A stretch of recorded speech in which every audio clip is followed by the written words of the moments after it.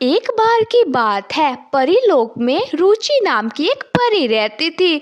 उसे मेकअप करना बहुत पसंद था। उसके पास एक जादुई आईना था।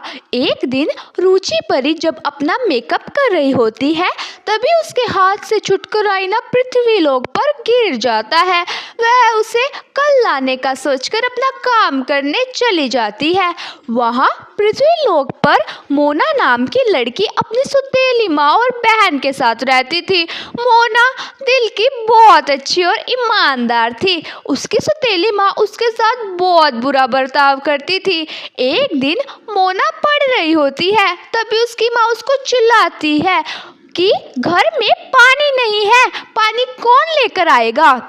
मोना कहती है, माँ मेरा कल पेपर है इसलिए मैं पढ़ रही थी। माँ चिल्लाती है, कल से तू कॉलेज नहीं जाएगी, इतने पैसे नहीं छोड़कर गया है तेरा बाप जो तुझे पढ़ाने पर खर्च कर दूँ।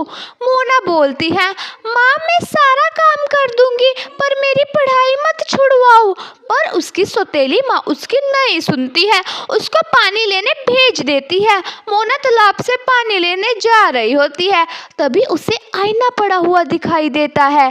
वह उस आईने को अपने साथ ले जाती है।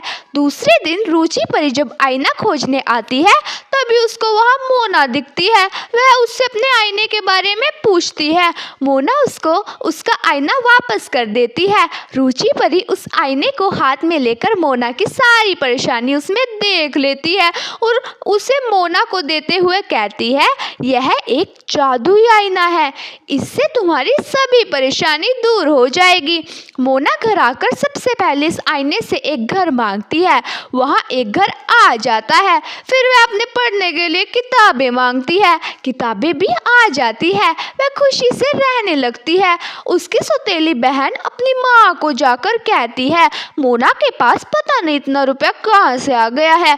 वो दोनों चुपके से खिड़की से सब देखती है। उन्हें पता चल जाता है कि यह इस जादुई आईने का कमाल है। रात में जब मोना सो जाती है, तब वह दोनों चुपके से उसके घर में आती है और उसका मुंह तकिए से दबाकर मारने की कोशिश करती है। माँ अपनी बेटी से कहती है, तू आईना चुरा ले, जब तक इसका काम तमाम हो जाएगा। तभी रुचि परी वहां आ जाती है और कहती है, दुष्ट औरत, तूने मोना को मारने का सोचा, अब तुम लोग नहीं बचोगे।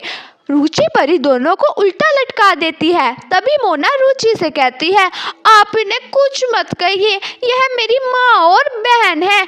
यह वो दोनों मोना से माफ़ी मांगती है। रुचि परी यह देकर उन दोनों को छोड़ देती है।